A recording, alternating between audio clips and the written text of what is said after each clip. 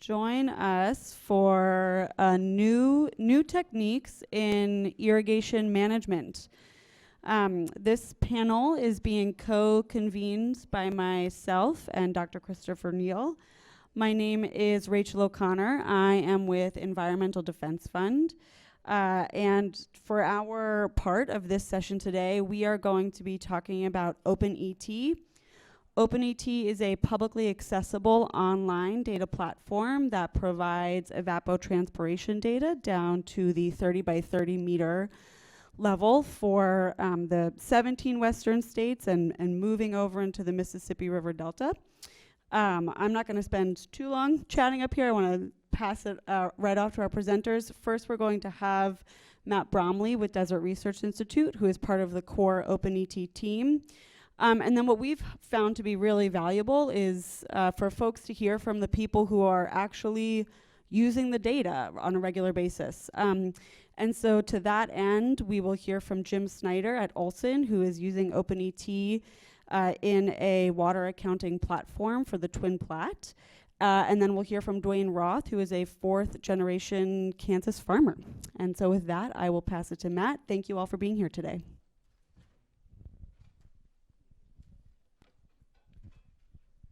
Hi, everyone. It's really great to be here today. I'm coming from the Desert Research Institute in Reno, Nevada, which Nevada, consequently, is the driest state in the nation. And being born and raised in Nevada, you really have a really great appreciation for water. There are some drought years where the river completely went dry, and so you grow up really treasuring water. So with that said, I took that love of water and moved into remote sensing, where I applied it to understanding how and where water was being used. When I first started, really arduous, would take days, weeks, months to get data on a small area, and consequently, that has changed. So I need to pull up my presentation. There we go, title slide. And if you ask what OpenET is, I'll probably just tell you that's a great team. OpenET really brought together the best minds in evapotranspiration, leading experts from academic institutions, federal agencies, really the best of the best, and then paired with Google, who provided the processing horsepower to get this done. And so when we talk about water and how and where it's applied, that water applied to an agricultural field can do one of four things. It can evaporate into the air from the soil. It can transpire from the vegetation. It can recharge the underlying groundwater, or it can run off and return to streams and rivers. OpenET, the ET is evapotranspiration, and so we'll be focusing on the first two bullet points.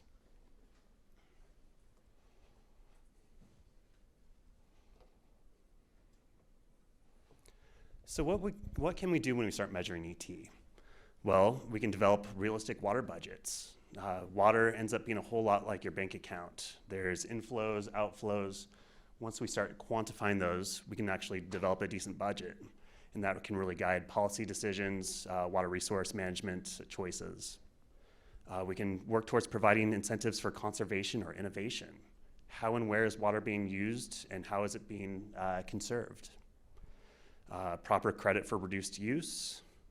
It can reduce transaction costs for water trading programs, which you'll be hearing about here in a little bit. And also it could be used to inform increased efficiencies on farms. So instead of just talking about it, I figured I'd show you what this looks like. Anybody can log on to this website right now, etdata.org. It's a beautiful website. You get a nice video. You can read about the methodologies, frequently asked questions, and you can actually jump straight into the Data Explorer. And so you're presented with an option right off the bat. You can look at field summaries or gridded data. And as Rachel said, we do have the 17 western states, so all the way from North Dakota down to Texas. And it's hard to see in this lighting, but each of those little specks is an agricultural field. Flying out here, it's pretty obvious the density of agriculture in the central United States. Back in the Great Basin, it's a little bit more like these oases in the desert.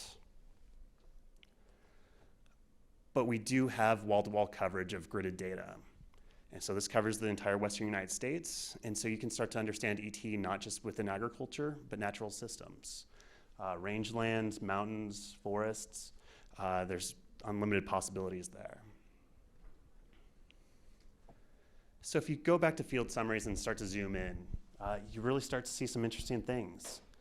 Here is Grand Junction, Colorado, and the colors of these individual fields equate to how much water was consumed in that particular calendar year. In this case, it's showing 2020. And so just like Google Maps, but a little bit more information, you can hover around and you'll see up on the right kind of an estimated or potential crop type from the USDA cropland data layer, plus some estimates of water consumption or trends over time. But if you click on a field, you actually get a time series, and this is nearly instantaneous. I selected this field because it is really interesting. It was part of a consumptive use reduction project. And so you see on the very left, kind of a nice peak, probably a cutting in the very top of that peak from when the alfalfa was harvested. But the following year, the field was fallowed, just to see how much water could be conserved. And you see this nice little bump in the beginning, which is really interesting. That is the residual soil moisture evaporating out. But without irrigation, that water isn't recharged, and then the ET just drops down to a baseline. That following year, they did a split season grow, where they cultivated a crop for just half the season and then fallowed it the rest. And you see this nice sharp increase as the water's applied, and it drops off pretty suddenly. And then that story is told in subsequent years where the farm or the plot returns to production, and you get those nice broad high peaks of water. And each of these data points in there is a monthly rate of ET. And you'll see it on the left, so you can actually track how that looks over time. But if you really want to understand one year versus another, you can look at this, which is the cumulative plot. And right off the bat, you intuitively know that that fallowed year is right there at the bottom in that black. And that split season is the green, which is the next highest. And then you have the more typical years that peak out towards the top. So really, you're taking some really complex information on ET and packaging it in a really easy to digest package. And the beautiful thing about OpenET is we don't just have one model for estimating ET, we have 6. And so if you're really interested in how the models are performing, you can pull up all 6. You can see a range of how much they agree in one month versus another. But this can also illustrate some interesting things in terms of regional differences, crops, different applications. And so to elaborate on these models all come from really prestigious institutions. They're well vetted, they're operational in one way or another. We have CBOP from the USGS, PTJPL from NASA, SIMS coming from California, Metric, which has been used for quite a while. These are all well-regarded models.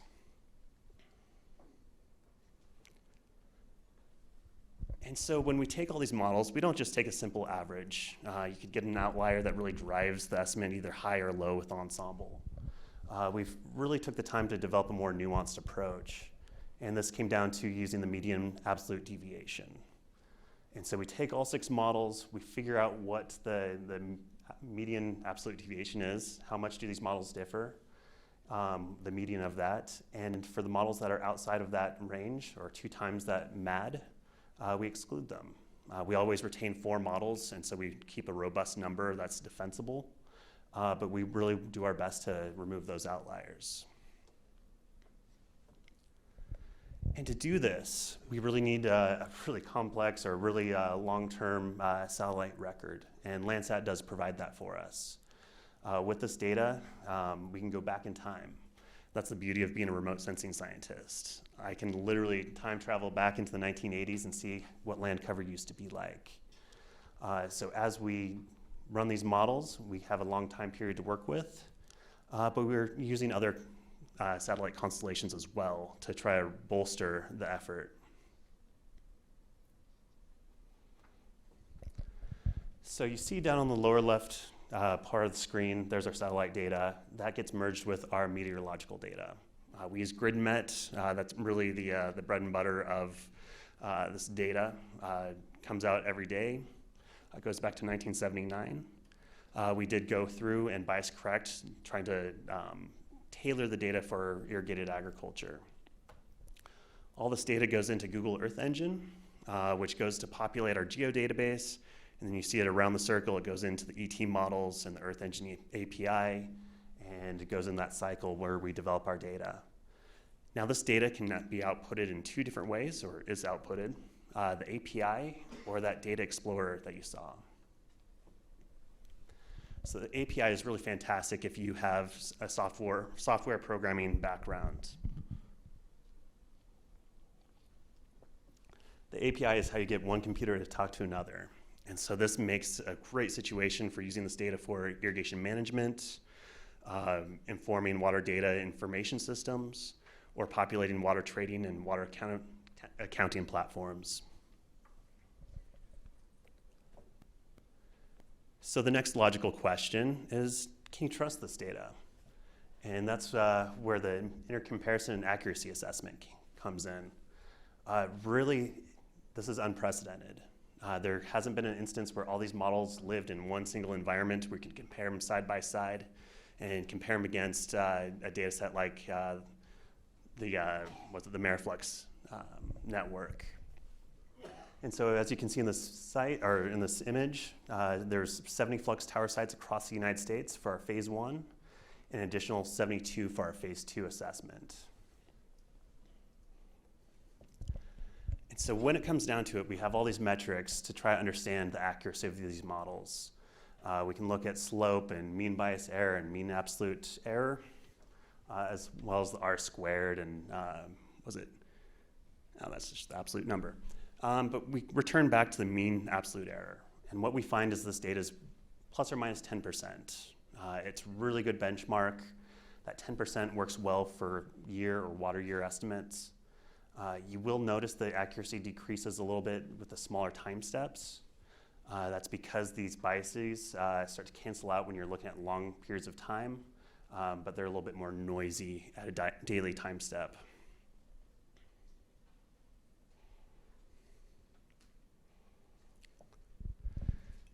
And so we compared the models to each other.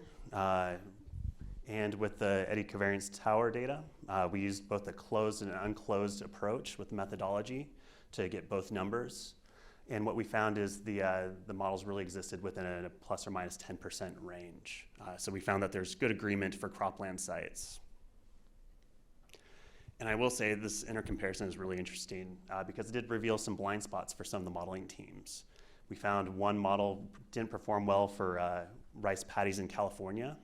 It relied on NDVI and thus really under-predicted water consumption. And so by putting all these models together in this context, it's really made the models better. And so all this work is moving forward.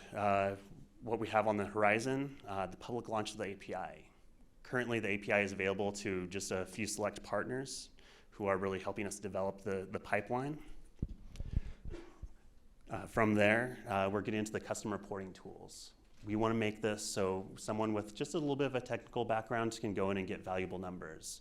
They can go in and import either a KML from Google Earth, or they can put in an Esri shapefile or a GeoJSON and get repeatable reports on water consumption for their particular area.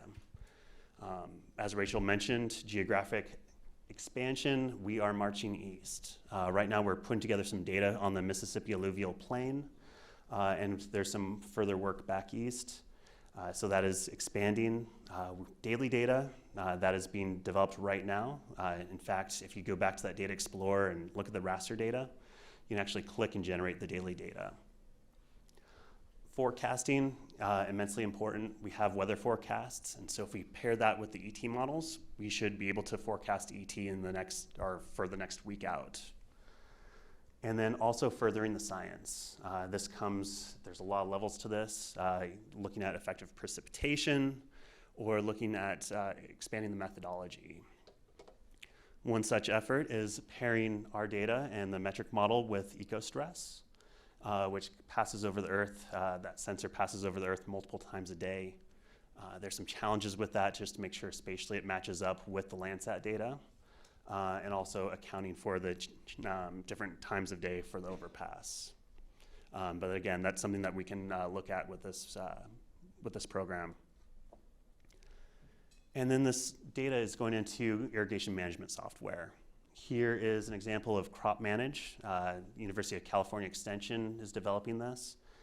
A really wonderful system that's being developed where you can open it up on your smartphone. You can estimate how much water needs to be applied on a daily basis. And the beautiful thing is this really acknowledges the knowledge that the farmers and the growers have. They can go in and manually change the inputs. They can make sure that this is tailored directly for their field and not just some theoretical estimate. So that's all I have. I really want to say thank you. We have a whole host of sponsors and people that have really donated to this project and really invested and believed in it. Again, etdata.org, you can go on. We do have a newsletter that will be coming out shortly, so you can sign up for that. And that is that. Thank you very much.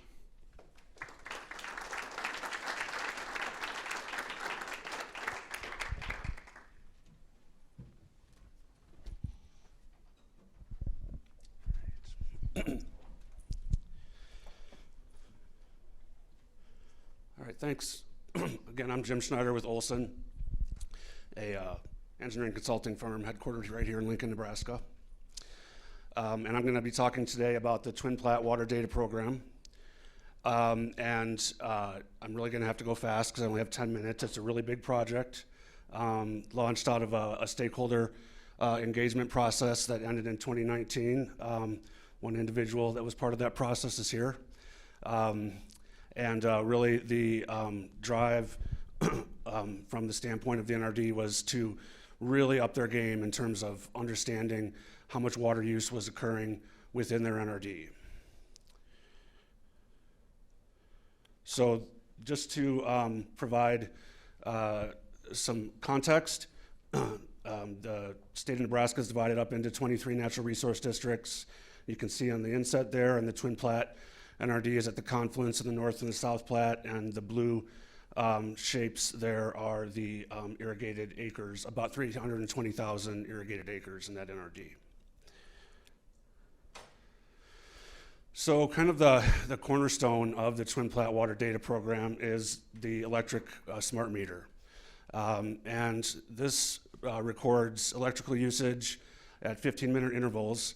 And the NRD and name more precisely the co-op that is running this part of the project, Growers Information Services Cooperative, works closely with Nebraska's public electrical providers in getting this data, combining it with audited flow rates for every well. So every well has been audited for a precise flow rate, and it's really simple algebra from there to come up with a daily estimate of water applied on a parcel by parcel basis. All the wells in the Twin Platte NRD aren't run on electricity, so we had to search out a solution for the non-electric wells and for some other devices that we've deployed. And a company called Ethos Connected has stood up a LoRaWAN network in the area. LoRaWAN is a communication protocol. So we get information on the non-electric wells that's very similar to the information that we get on the electric wells, as well as some flow meters that we have for comparison, and their whole water level network is in fact on this real-time network as well. So this is AgHub, the platform that GISC manages, and that each grower is able to log into and see their data. And really, this is very grower-centric, this project. Every grower had to voluntarily sign up for this program, and I'll show you how that went on the next slide, I believe.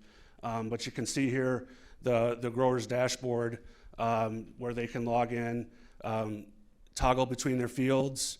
They enter their crop and their tillage practice, so we get that information as well, and see the water usage on a daily and a cumulative annual basis. So I mentioned this was a voluntary project, and they did come in with a little bit of a stick at the end, saying if they didn't sign up, they would have to provide water use data of some form. But really, on a voluntary basis, they got 100% grower participation, which is pretty awesome. That's over 300,000 acres, and that's about 500 growers. And they did this through lots of grower workshops, and really it's the NRD staff at the heart of this. They know their growers.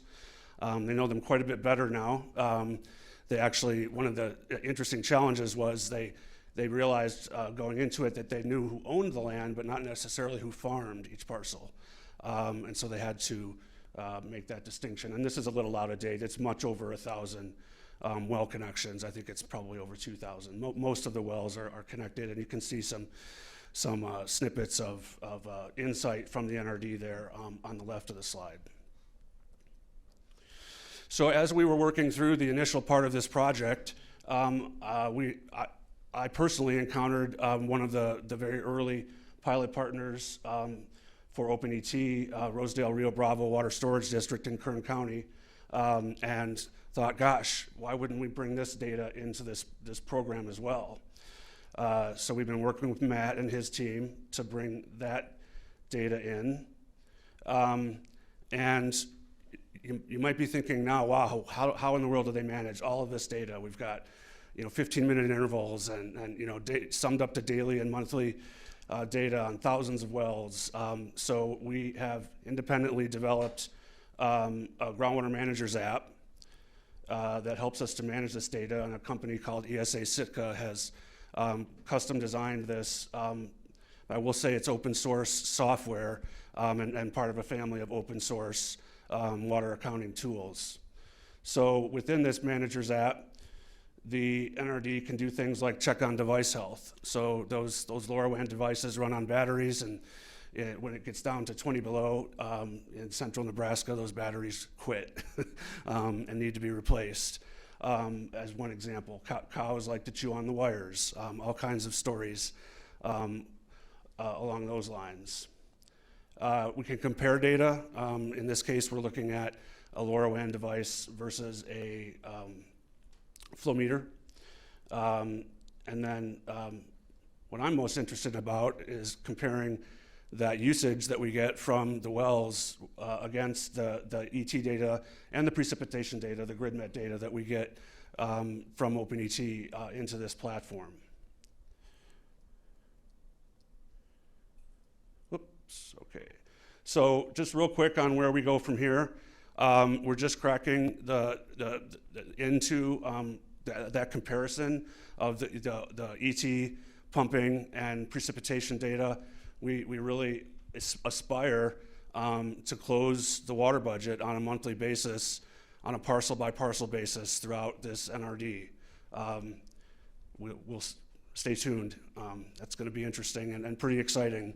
And then, of course, we continue to expand the visualizations through the Water Groundwater Managers app, and then we're ultimately integrating this data with another cloud-based platform that we've developed at Olson called the Groundwater Evaluation Toolbox, which automates the use of groundwater models. So ultimately, we see this data automatically updating groundwater models that will automatically then update the water managers on how they're doing in accomplishing their groundwater management goals. Thank you.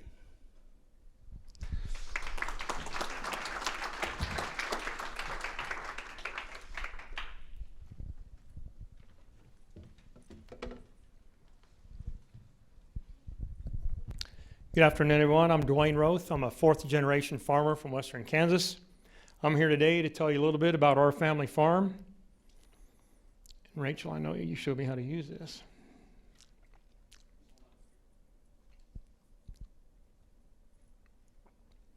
But I have 3 nephews that are back in western Kansas. They're 5th generation farmers. And there they are. We did a succession plan that took several years, a little bit of arguing, sometimes beer drinking in the evening, but we got it hammered out. We have Zach, Zion, and Zevin there, and as you probably recognized, one of the world's greatest agronomies, crop scouts, Buddy Roth. He's the black Labrador you see in front of you. Fantastic farm dog. What I forgot to say very first, when you seen the grain cart and the John Deere tractor, everything we produce stays in western Kansas. It goes to a feed yard or a dairy. And then if we can't store it, it goes to a local elevator. That local elevator then takes it to another, either a feed yard or a dairy. Today, the corn price in western Kansas is $8.04. The corn where Rorik farms at, in southern Nebraska, is $1.25 cheaper. Okay, so what do we do to make money? We grow the crop that brings us our biggest return on investment. As you can see here, though, last year is what I'm here to talk about, is the Roth Brothers Farm. You can see in Garden City, it was the driest year on record. The heat, one evening we looked at a weather station. It was probably 10:15, 10:30 at night. It was still 108 degrees. We had several heat bursts. First time I ever heard about it, I talked to the Kansas Mesonet, the meteorologist. We actually had heat at night that would come out of the atmosphere, hit the cornfield, hit the feed yards, and we're looking at 120, 130 plus. So if you're a black or brown-hide animal, you know, you're going to reduce your heat at night. You just didn't do it. We had a severe death loss in western Kansas in the cattle industry. Now, as I mentioned before, what we do, it feeds a lot of the industry. So if you look at the beef sector, per that acre or foot of water, that acre foot of water is valued at $165,000 per acre foot. When we grow corn, what we're providing is $900 per acre foot. Now this is based through Texas A&M and K-State Economics. And this was done in 2018, so I think corn was probably $4 or $5 back then. So you could double that figure right now. So how do we come up with some type of plan to stabilize that water level? All those red dots you see is around a feed yard, that gold star. There's like 135 irrigation wells, each one of those red dots. Those blue crosses are actually representations of index wells from the Kansas Geological Survey. So the corn that we take to the High Plains feed yard, to stabilize that water, we're going to have to reduce our average conditions by about 29%. And so people are going to say, oh my gosh, how are you going to do that? You won't be able to grow the products you need for your investment. Well, you know, technology adoption, you know, and then being able to interpret that technology. If you do that, right off the cuff, you save about 15%. Just starting off. How many people do use technology? Fewer than 10% in the United States. There's my nephews again. As you can see, they're 5th generation farmers. They've done this their whole life. And you know, when you talk about farming, it's personal, guys. It's also a business, but it's personal. Again, here they are, a few years later, a couple 100 pounds more. And so is my dog. One time we did a fundraiser, we left 3 dozen Krispy Kreme donuts on the break room. He ate, I just come into paper shreds, he ate every one of them. And he was sitting on my couch when he got done. The problem we're having, our water's about 300 foot saturated. You know, we have some areas you have about 250 foot left, 300 foot left. As you can see, between 2005, 2016, that aquifer declined 60 foot. This is what happened to us last year. We planted a crop and we had to abandon it. And we planted that crop for one of the factors is federal crop insurance. And yes, it is a great, you know, we use that when we go do our cash flow, buy equipment. So that's why I asked my nephew, Zion, I said, why would you plant that corn this year? Well, you know, crop insurance was $5.95. you know. But what we probably should have looked at is, did we take everything into perspective? Did we look at the next 6 months? Did we look at the well capacity? As you can see, everything in that picture should be green. And if you look at the inner rings of that pivot, you could probably see we needed to do some maintenance to that pivot, because these pivots are high precision machines these days. But we didn't have the capacity to pump enough water to get that corn to survive. And as you can see at that figure, even, you know, since we farmed our whole lives, we basically knew when that corn crop was dead, when no matter how much water we could put on it, it wasn't going to matter. But for crop insurance, we had to continue pumping. So that's where we bring in OpenET. Again, that's the circle that you just seen through part of the data set. Again, I'm just running through the same type of scenarios so you can, it takes you a little bit to learn, to go through the process.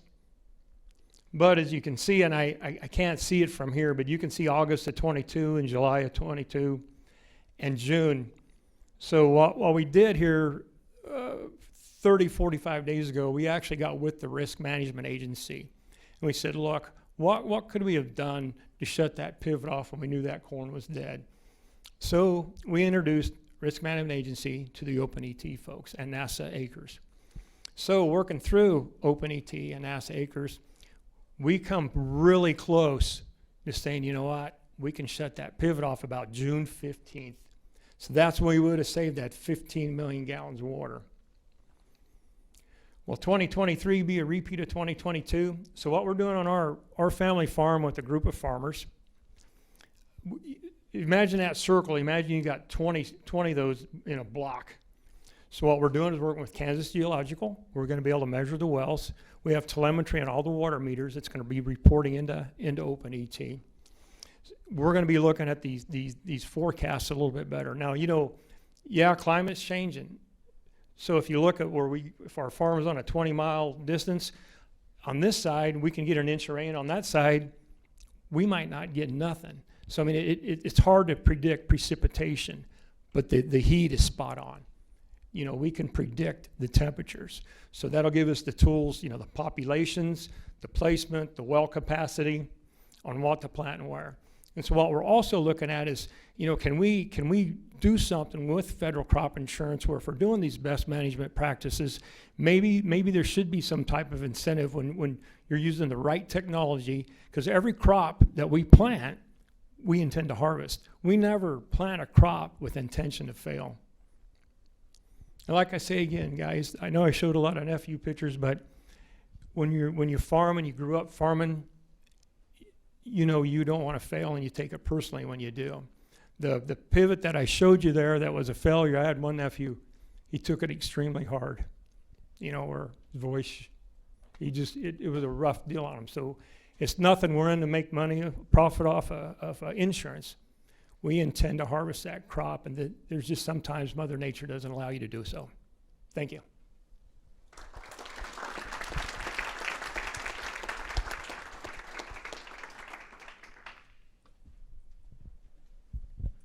Thank you. I guess I take the moderating responsibilities now. Our next speaker is Dr. George Burba from Lycor Biosciences. George is expert on eddy covariance, but today he's going to talk about a new gizmo, right? A new piece of equipment that's going to measure ET directly at a much lower cost. Is that right? Okay, George. Thanks a lot, Christopher.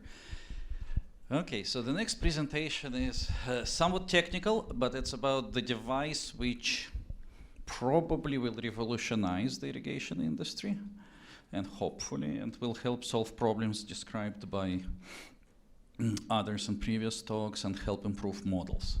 So I'll start a little bit. Do I push this green one? Yes. Yeah. I introduce company for a few seconds. So we are Lycor Environmental.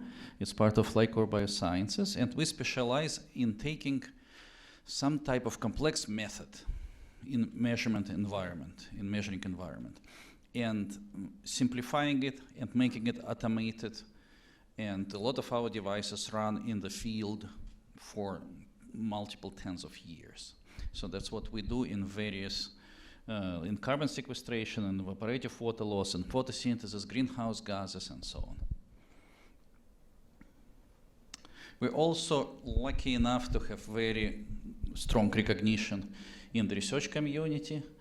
Our instrumentation is cited every 12 hours in the peer-reviewed papers, and our flux instrumentation specifically, like evapotranspiration or carbon sequestration, cited nearly every day.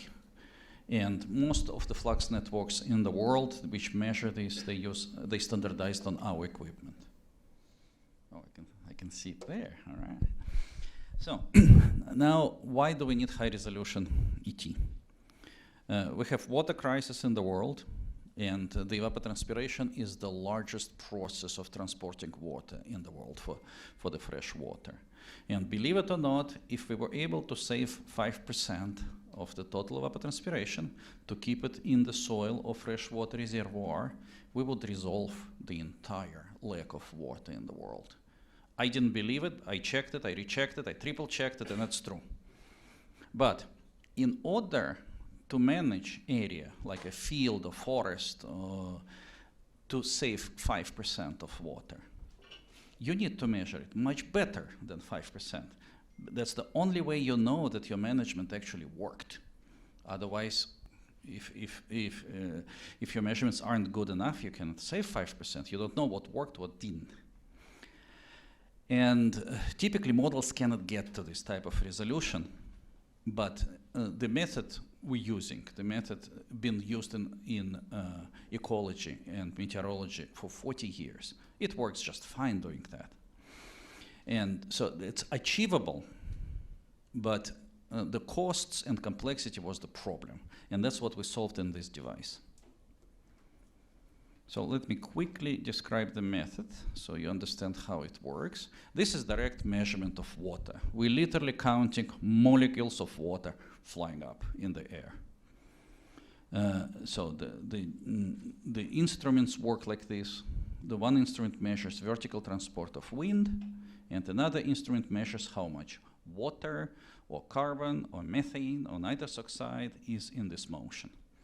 So it's brutally direct, but of course you have to have instruments which can resolve it at sufficient rate with sufficient resolution. Method is not new. Here is the map of presently operating stations using this method. It's over 700 now. It's just never been transferred from the academia into the real world. And in reality, in addition to this 700 stations operating now, in total there was more than 2,000 stations operating across the globe in different environments. So there is very rich amount of data and methodological development in the last 40 years on this. What does it do? So on the left, you see the potential estimated water losses in Oklahoma, in real sites. In one site is wheat, another site is prairie. And of course, because sites are located close to each other, you have similar evaporative demand, because you have similar temperature and sunlight and vapor pressure deficit and so on. And so your potential evapotranspiration or reference evapotranspiration, whichever model you use, or maximum evapotranspiration is very similar between two sites. We can have crop coefficients for wheat, but it's very hard to get it for the prairie. What you measure with our devices at these sites cannot be more different than what potential predicts. This is, on your right, is the real water loss. You don't have to read like all the little details, but the two fields lose water completely differently. In completely different season, completely different amounts. And with direct measurements, you know exactly what has been lost from that particular field every 30 minutes. And for carbon, just for you to know, here's another example how you do carbon sequestration. This is two closely located pastures. And they were managed the same way. And what's below zero, the lines go down, below zero is carbon sequestration. And you can see where they fertilized the pasture. Where they fertilized the pasture, carbon sequestration increased twice. And they saw it within few days. That's the management. That's the management you can see, and you can see that the management worked. So now let's talk about Gizmo, which is downgrade from how we think about it. So this is fully automated device which you can install on the pole, or you can add it to existing weather station, or you can add it to the pivot. It only takes 1.5 watts of power. It's 5 to 7 times cheaper than these stations, which are across the globe, the research stations, so it's fairly cheap. And it focuses on measuring evapotranspiration, the water losses, the sensible heat, the amount of heat coming off the ground, and their temperature, humidity, and pressure.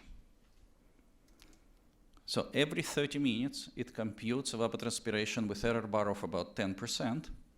And the longer you average, like by time you average to 24 hours, you're somewhere in the single percentage error bar.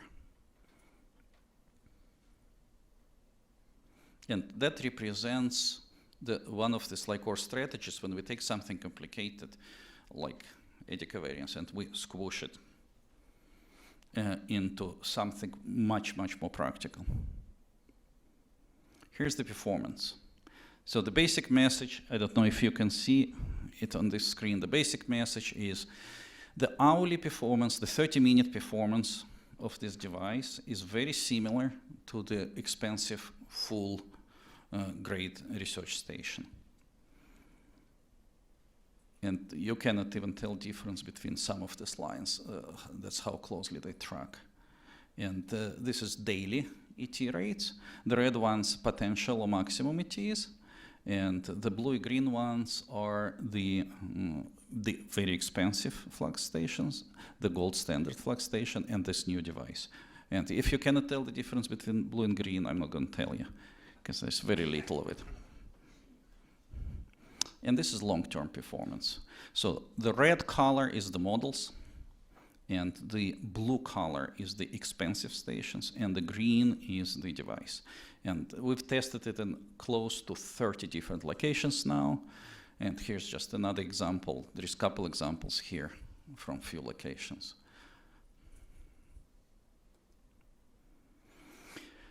So we think this is very, very significant breakthrough in technology in terms of measuring water. It does good performance on 30 minutes, and it does excellent performance on 24 hours on daily ET. It outperforms the ET models if they used without crop coefficients. And if you're interested, I can explain later why we think it outperforms the expensive stations as well. There is evidence that in many cases it does. So perspectives. So if these devices start getting adopted for different purposes, we envision it can be used in irrigation scheduling, agricultural water management, hydrological watershed management, and all sorts of other decision-making applications.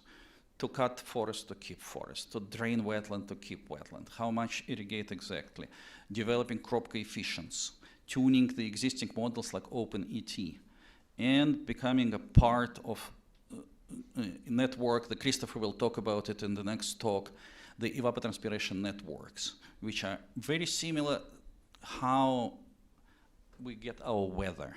So there are weather satellites, there is a weather model, and weather stations tune it. Every 4 hours they tune this whole system. We can do the same thing with water. So, little plug, if you're interested in carbon sequestration at all, some of this water we can save in irrigation. Also has carbon footprint. It's a fuel energy for the pump. It's also the water itself is used, this amortization of the pivot. You start saving on water, you're reducing your carbon footprint. And if you want to be part of this new community we established, please come in, it's free, and we need all points of view on this. And if you want to know more about the method, we have a new book, which you can download for free as PDF, and understand exactly how it works, how it can be applied to your either research or decision making. Thank you very much.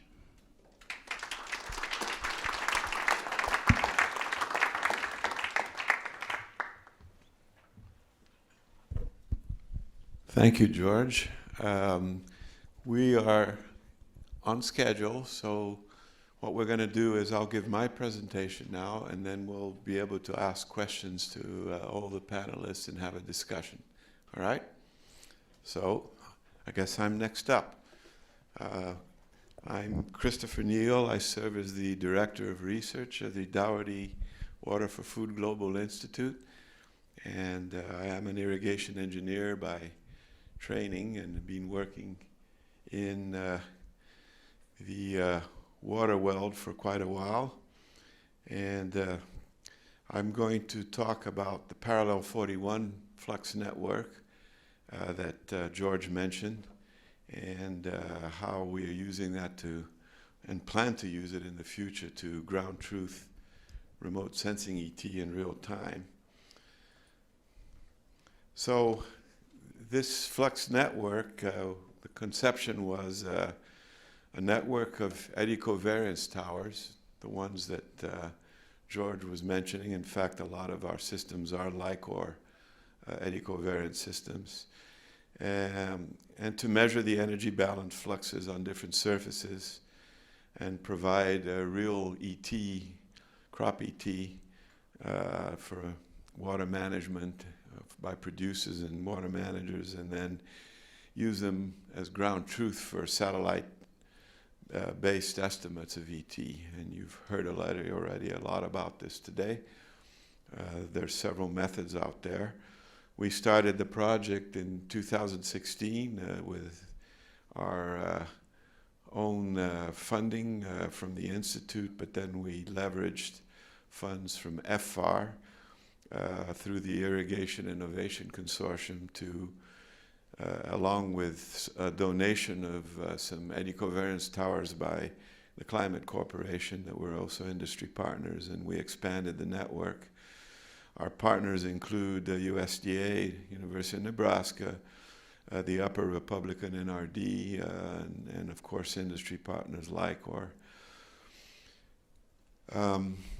Just to remind everyone, Nebraska is on a gradient of precipitation from the semi-arid west. So northwest Nebraska, we have 400 millimeters a year, and southeast we have almost 900. So in this same gradient in Kansas, right? So along this gradient, if you're irrigating corn, for example, you're going to need different amounts of water, depending on where you are in the state and whether it's a normal year or a drier year and so forth, all these variables. So our flux towers are distributed across this gradient from central Iowa, where we're partnering with John Pruger and Jerry Hatfield at USDA ARS. Their towers at Meade, Nebraska, Andy Suker and UNL with the carbon sequestration towers there at Meade. And then the towers that we've set out in the Republican River Basin, and others partnering in Kansas and in Colorado. So along this gradient in Nebraska, we had huge development of irrigated agriculture, an explosion in the 50s with center pivots. If you fly over Nebraska and look down, sometimes you'll see that type of landscape, right? Hundreds and hundreds of center pivots, and they're all pumping from the High Plains Ogallala aquifer. So if you can provide a way for farmers to manage their water better, and they can pump 1 or 2 inches less, that would be a significant impact, all right?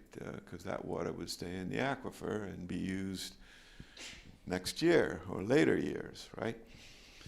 So the Flux Tower network uses this new product from LICOR they developed a few years ago, the Smart Flux.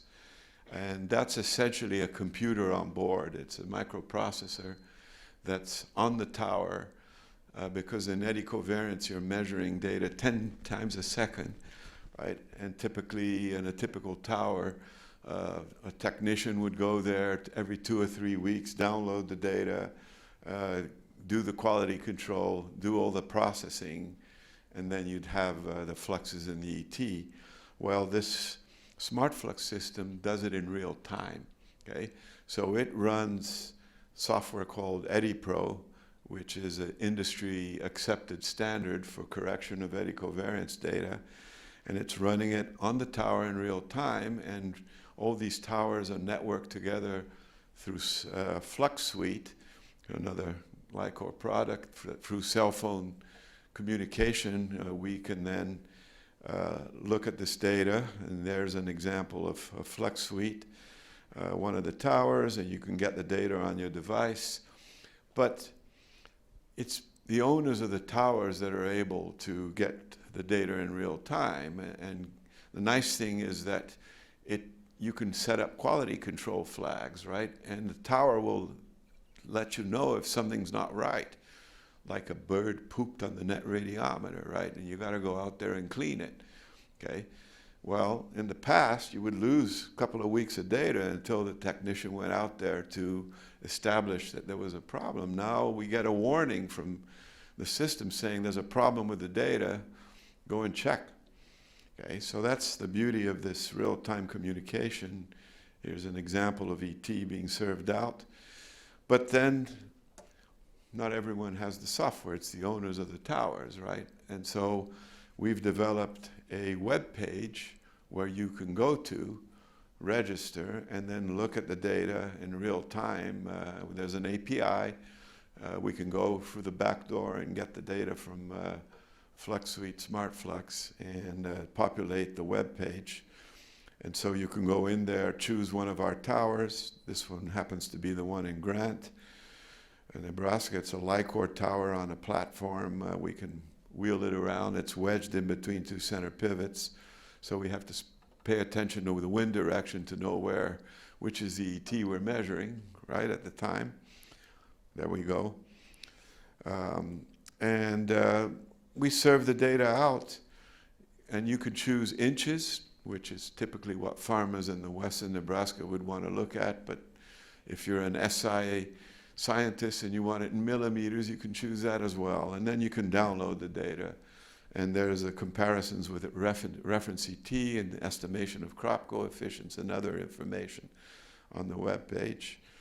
Here's a tower we installed in cooperation with the Upper Republican NRD in one of their Huck 12 watersheds within their basin, so that we can establish what the evapotranspiration of the different surfaces are. And this is shortgrass prairie, which is very common there. It's a natural grassland.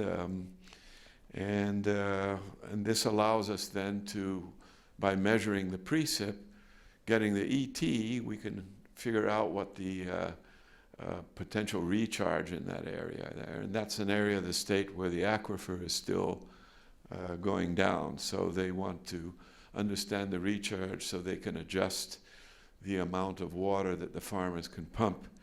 Okay, and I've been told that they're going to go down another, they're at 12 inches right now, I think is what they're allowed, and they're going to go down another half an inch. Okay? I hope they don't blame us. So anyway, here's an installation in the Lower Republican, also on an irrigated pivot at the edge of the field, because towers and center pivots don't mix very well, right? And so you have to put them at the edge of the field in an area where they're not going to interfere with the pivot going down. So the other product that we've worked on, and this has a lot of the same players that we just heard about, right, is our Alexi VERS Global Daily ET product. So Alexi is one of the models in OpenET that we heard about. The difference is they're using GOES data at 4 kilometers to get the surface temperature and the rise of the morning surface temperature. That's a requirement in the Alexi model.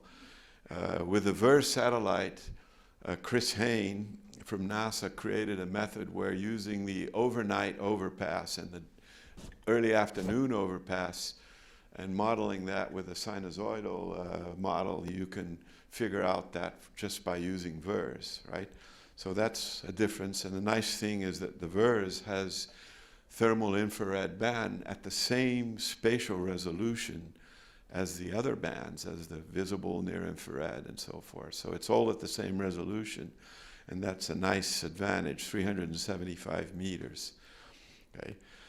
So here's what I was talking about, the two overpasses of Urs, and we're looking at that morning land surface temperature by modeling that.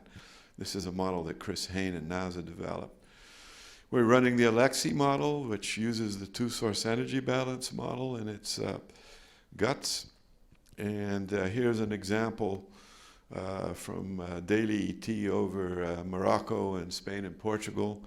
This is for May 1st, 2015. And then by adding the daily ET over a whole year, you can get the total ET for 2018 in this case. And notice the Nile Delta down on the lower right, with heavy irrigation in the desert, much higher ET.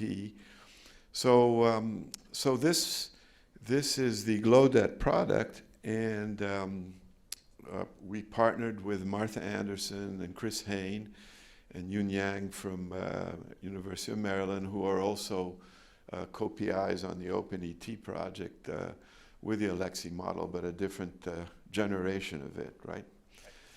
So our goal is to run this model on 15 degree grid cells on all the food-producing areas of the world as funding becomes available, of course. Here's an example of the tile over the Central Plains in Nebraska. Okay, and we've been running it there because we have other projects that benefit from this data. And, of course, our Parallel 41 Flux Network is in this area. Here's some comparisons of the 375 meter data to eddy covariance flux tower data. So it's good comparisons, but it's noisy because we're comparing it at 375. What we got to do is downscale, and we do that with a model called DisAlexi. So here's an example over Brazil. We have partners in Brazil and their towers, and we're running it there. Here's some comparisons with the towers down in South Brazil, natural grasslands, irrigated cropland. Here's a downscaled ET using DisAlexi over a sugarcane field. So the Google Earth on the right gives you an idea is what you're used to looking at, and on the left is the ET in millimeters per day. And we downscale, as I mentioned, with PyDisAlexi, a Python version of DisAlexi, and using satellite imagery from Landsat. So we're using the 30-meter data, the higher resolution data, we're only have every 14 days, right?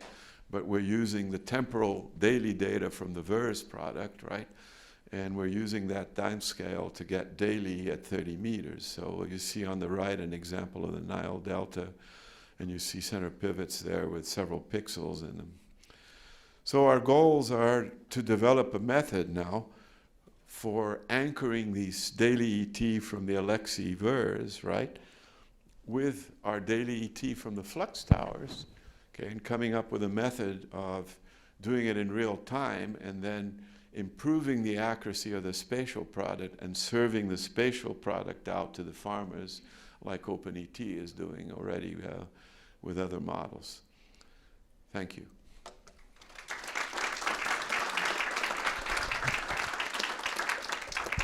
Okay, so we have time now to ask the panel any questions you want. We have about half an hour, so we're doing good. So I'll shuttle the mic around. We already have a taker here. Hello. I'm a neuroscientist and a physician, but I'm also a farmer. So my question is directed to the fourth generation or third generation farmer. The previous plenary featured the governor of Mato Grosso. And so a major sponsor of this global conference profits directly from putting in irrigation in Brazil. They have 2 growing seasons. They'd like to extend their second growing season, and with irrigation, they might have 3 growing seasons. So with each, they've already surpassed our production of soybeans and replaced their major source for China. We are no longer a major source for China, but their input to China has surpassed us. So as a farmer, we're heavily monitored, metered to the 15-degree grid cells, all right? So if we irrigate Brazil, and it is a private company that's doing that, how do you as a farmer feel that in each additional irrigation we place in Mato Grosso, prices for us will go down in your product? So I'd like some input, how you see this.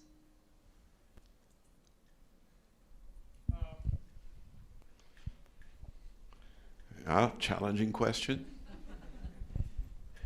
Well, as I said earlier today, a bit of corn going in the feed yard is $8 a bushel. And I still think, one thing we look at the United States is food security is national security, but also we look at it global, that we have to produce food. So I don't know if, we can cut off, no, I wouldn't say cut off, but I think the gentleman from Brazil even mentioned that they're going to put these pivots in, but they're going to use this technology where the water tables are stabilized.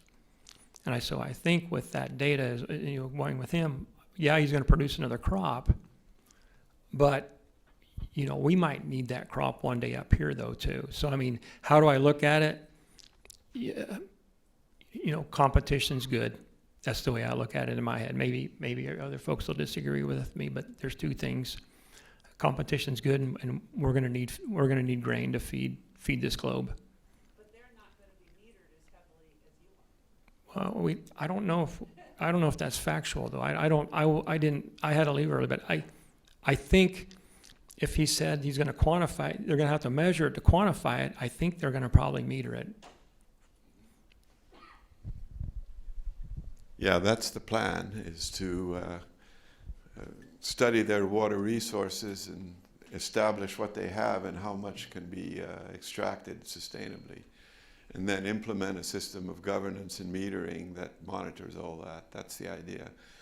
And also with the advantage of avoiding some of the issues and problems we've had in Nebraska, which is nitrate contamination, over-irrigation, all those other issues, right? Oops, we have Rorik and then Dale. He lifted up.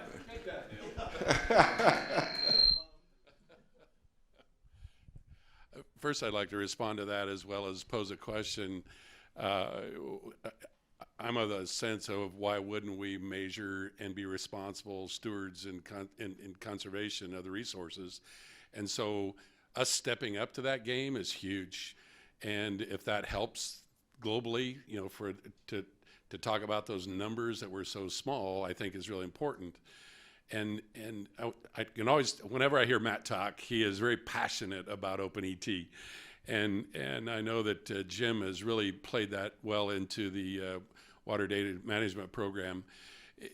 At the end of the day, Jim and Matt, can you fill in the blanks a little bit in terms of what that means to the Twin Platte? I know that there's an increment, there's some water planning that we're involved with, and you kind of stopped at that edge of what that meant, of really understanding what the basin or that part, particular part of the water NRD meant.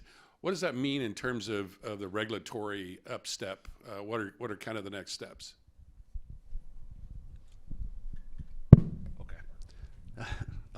Yeah, sure. Great question, Rorik. So, and somebody, I think Dwane mentioned, being able to use an inch less water can make a big difference. And, that's really what the Twin Platte Water Data Program is all about. They have obligations to reduce their impact on stream flow.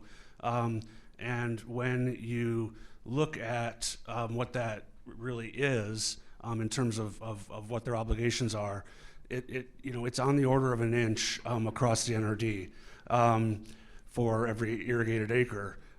So ultimately, the water data program is about making the grower a partner in water management, and being able to step up locally to do what needs to be done locally, so that the state or some other entity isn't going to come in and tell them what they have to do from that level. So it's really, that's what I think is the most unique thing about that project, and it was really hard to get my talk down to 10 minutes. But it's really about bringing the grower in as a partner on water management. Did you have anything to add? I would just say that my aspect is a little bit more straightforward. As part of Desert Research Institute, we kind of pride ourselves as being impartial advocates for science. And so in that way, we can provide this data, but we don't have specific guidance on how to use that data. And so that's why it's often easier for me to sit in this chair. I'll just quickly follow up on what Rorik said. It's basically the same point. I think that the monitoring requirement makes us better. And we'll be more competitive, and we'll be able to continue to be competitive longer into the future, to Dwane's point about that next generation of growers. I think it's a question of sustainability, it's a question of efficiency, profitability, not just growing for maximum yield, but as Rorik has pointed out so many times, producing also for maximum profitabilities. You have to be sustainable both regard to the resource, but also regard to the economics. And I think the improved technology will simply allow us to be more profitable as well as more productive longer into the future. So it's a good thing as far as I'm concerned. What I might add on to that as well, one thing we've talked about a lot that we haven't really been able to get into because we're up to our eyeballs in data is benchmarking. Using all the data to, in some way rate growers' proficiency in sustainably using water. And we, like I said, we haven't gotten into it, but I think it's definitely coming and will really help with that goal that I talked about in response to Rorik's question too. Okay, I have one question on OpenET. OpenET is a very great project, but there is a limitation you mentioned about flooded paddies. So how is it possible to implement this kind of ET estimation in Southeast Asia and South Asia regions? Yeah, that's a great question. So that limitation ended up not being a limitation because it illuminated the problem. And so since we're working directly with the modeling teams, they were able to make adjustments to the methodology to offset that effect. And the model that really had the difficulty was really based off of vegetation indices, whereas the rest of the models are more based on thermal imagery. And so because we have this portfolio of very diverse models, we can see those blind spots, and some situations we'll acknowledge, hey, this model's a little bit better suited for this application versus that model. Okay, over on this side now. Right. So I would like to know a little bit about who owns the data and who owns all this, because it's like on the OpenET, it's a lot of quite public and some private collaborators. And how does that work when you move this internationally? Who owns the data, who owns the products, and who has access to all this? Great question. So as I said, we have been working with Google for this project. Google has really donated a lot of the computing processing power to do this. Part of that agreement was that the data, a subset of that data was going to end up on Google Earth Engine. And so right now you can access, I believe it's the last 5 years of OpenET data completely for free through Google Earth Engine. You can get through the Data Explorer as well. But in terms of the IP, that is currently being worked out. Some of the modeling teams are, everything's published out in the open. Some are a little bit more in development and still trying to, I'd say, cement their individual models. And so in that case, there's things being worked out. I have a bit of question about the operational side of it, because I work for the World Bank. What we do is actually these days we are trying to move our client countries to rely on evapotranspiration information to plan their actual operations. So in doing so, the model we're trying to introduce is to rely both on remote sensing and data analytics, and also on the stations that could be kind of installed. So one question is, what is the cost of those stations? I mean, part of it, what is the kind of durability of it? Because if say a country is going to rely on this network, how far down the line can they actually rely on this information being captured with the quality? And maybe a question goes to you, Chris, on the anchoring. Can you share a bit of your thought on how do you envision that anchoring site?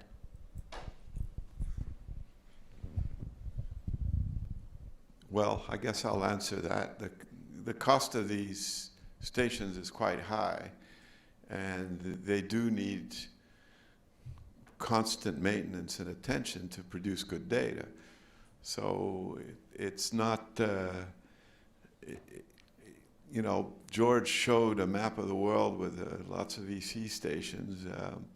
It would be nice if that data would be public and available, but that's not the case.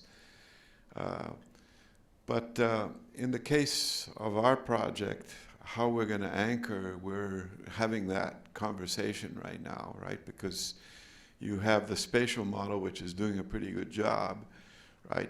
And then you have a tower in a field and an upwind footprint that can give you the actual measurement, right? So there'll be an error, and there's an error not only in the estimate of ET from the remote sensing, but there's an error also on the eddy covariance side of things, right? So you've got to take those errors into account if you start assimilating one into and use one to correct the other. So it's more or less along those lines that we're going to go, some sort of kriging. We haven't quite determined exactly how it is. Yes, George, you want to add to that?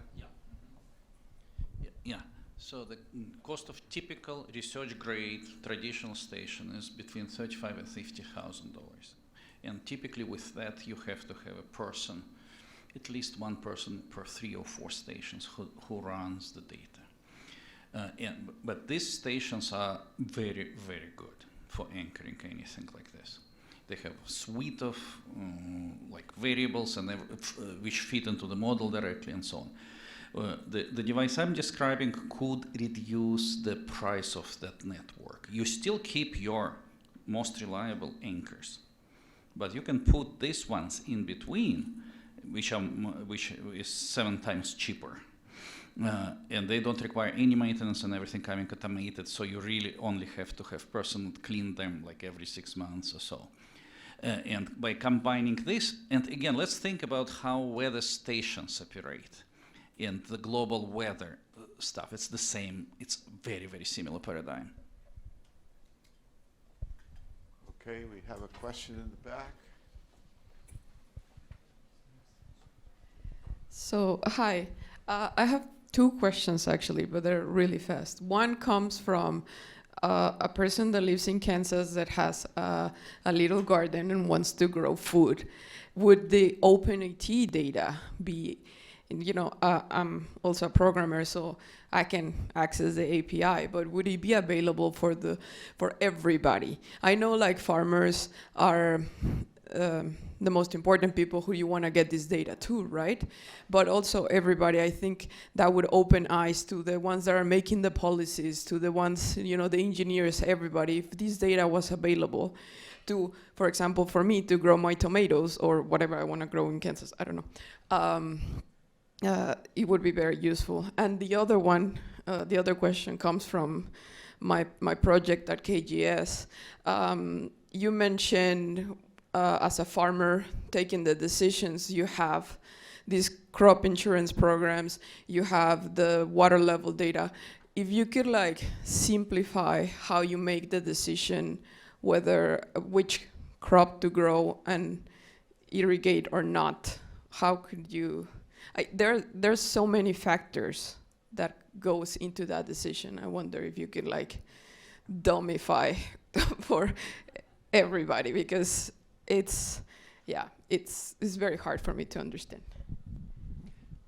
Well, in 2022, that circle that was up on the screen there, you know, there's one thing that we can take into account somewhat, like I said, weather forecast, but, you know, we can't control Mother Nature in the end.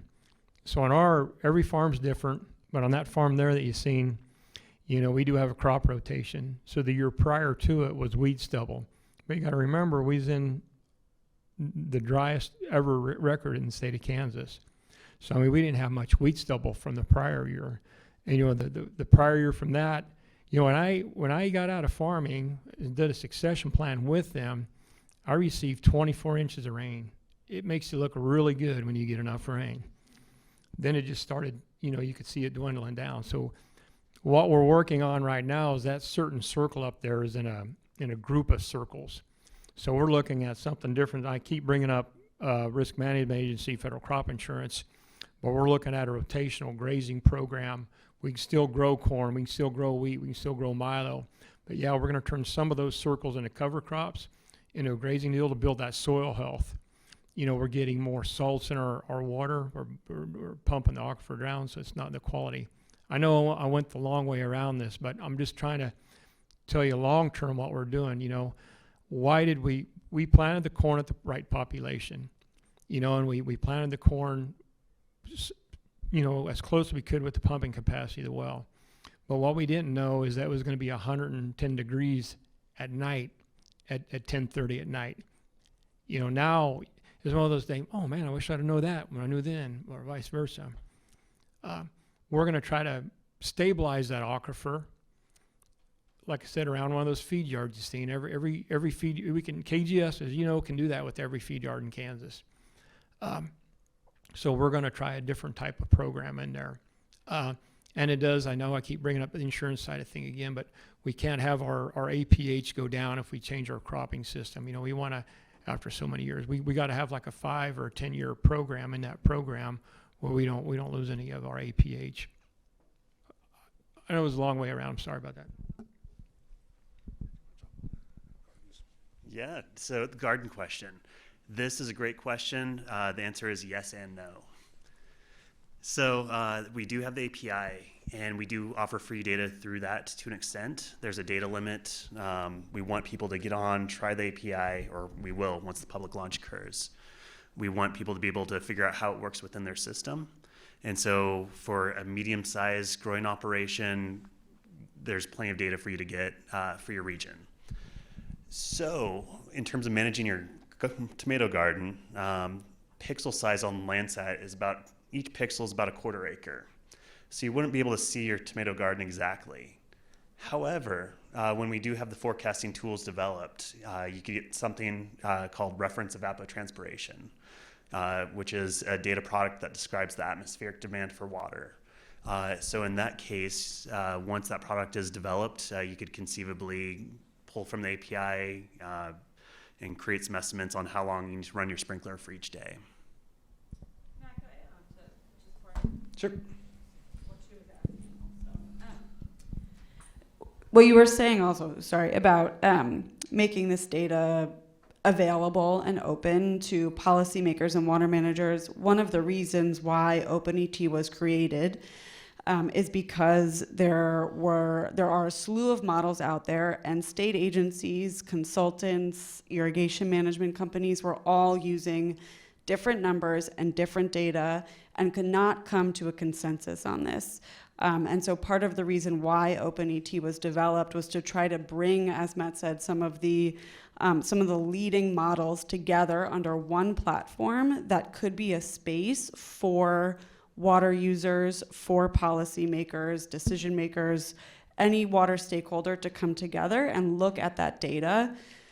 Part of OpenET's process is also trying to work with farmers on the ground who are looking at OpenET and saying, that data doesn't look right to me. I know my farm, and I think that this is too high. And so we have been working with individual farmers to better understand what their concerns are, connecting them with the science and modeling teams so that, as Matt mentioned also, we can continue to improve and adjust the models. And that's really a part of why Open is in OpenET, is because we want this to be a really open and collaborative process. Thanks for the assist.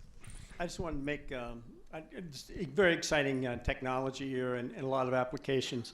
But there's another dimension of this that I think we're maybe overlooking. And having worked many years in trying to estimate water balances for watersheds, one thing we were never able to do well is to address the diversity amongst growers and what they do. And so we would calculate an average ET. So I'd give you an example. In one of the NRDs, when we went to an allocation program, the original target that was set for the allocation program only affected about 25% of the growers. The others are already below that allocation, and we didn't really have an effective way of determining that. So I think there's a great deal of, if you want to call it data mining or whatever, by looking back to see how have growers responded to the different policies that have been implemented. And I think there's a tremendous value of that. Now, we have to be careful we don't get down to your farm. But if we were able to develop some distributions of how people respond to these policies, I think we'd be so much better off in developing water policy management. I'm sure everyone in here drives exactly the speed limit, but you know, we're all different, and people respond differently in this, and recognizing that I think would be very valuable.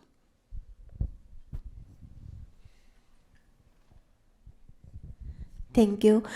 I think estimate of ET is for know the water footprint of that crops. So do you have any awareness project for the farmers so that they do not apply more water than its water footprint? Thank you.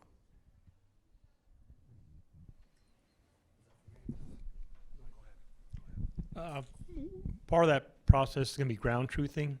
We also have soil moisture probes. So, you know, we'll be able to cross-reference that with our OpenET, what we're looking at here this summer. So yeah, I mean, that's how we intend to verify it. I just have a...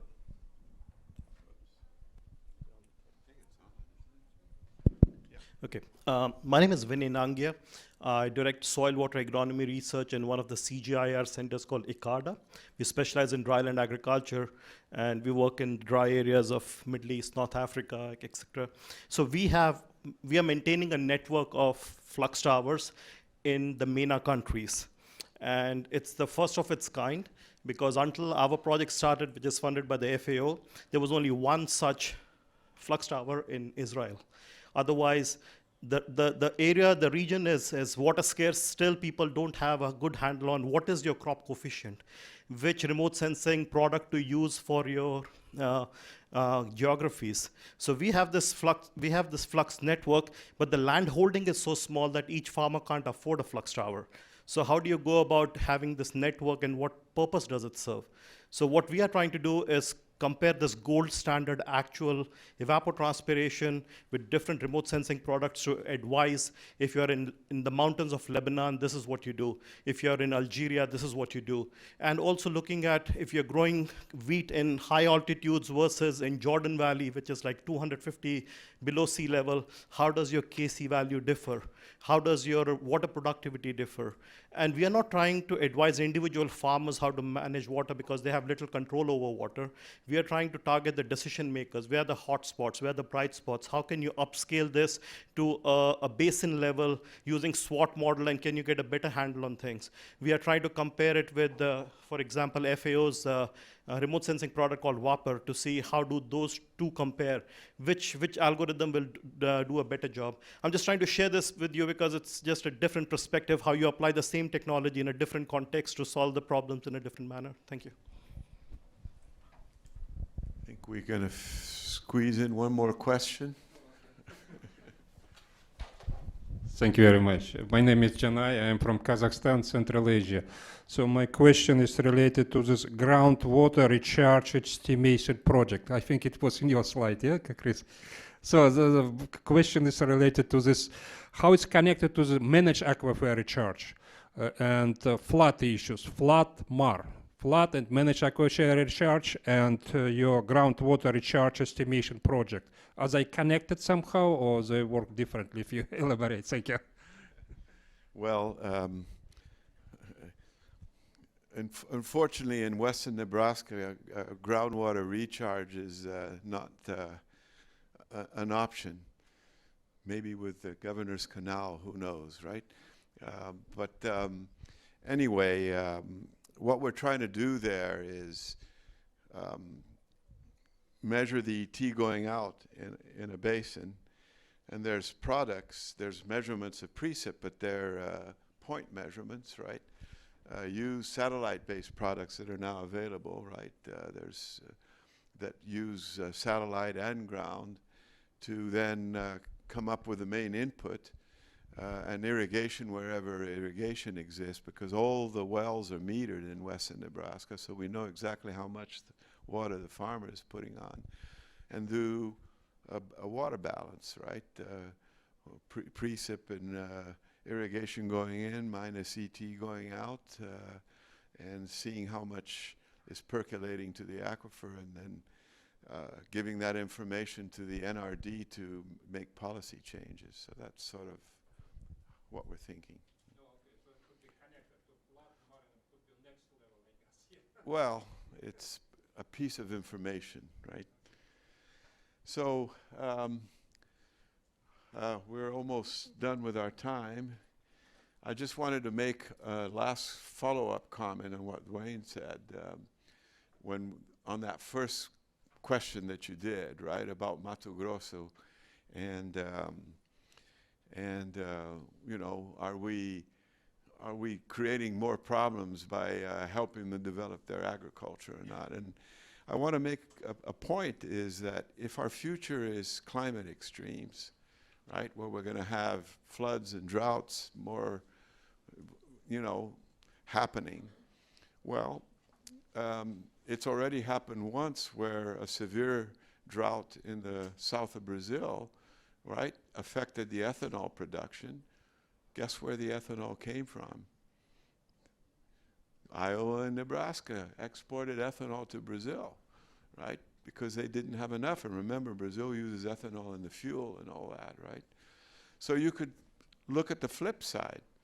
The flip side is a severe drought in the Corn Belt, right, of 2 or 3 years, or even one flash drought where there's not enough production, right? The prices go through the roof, right? You were mentioning already the different prices, but you got to feed the cattle, you got to feed the livestock. Where are you going to get the corn from? Well, it might come from Mato Grosso, right? Because they're not having a drought. Or now they're irrigating and guaranteeing the production. So we've got to think about the big picture in the future, and how these things coming together. Brazil also has much tighter controls on percent of land that can be irrigated than we do. I mean, so they're already well ahead of the curve. The idea that they can develop anything they want is far from that. They have very tight. Yeah, there's strict environmental controls that were discussed today. Well, I think we've come to the end of the session. Please thank all the speakers. Thank you for your questions, and better get up and save a seat for the next talk, right, by Beth Ford, okay?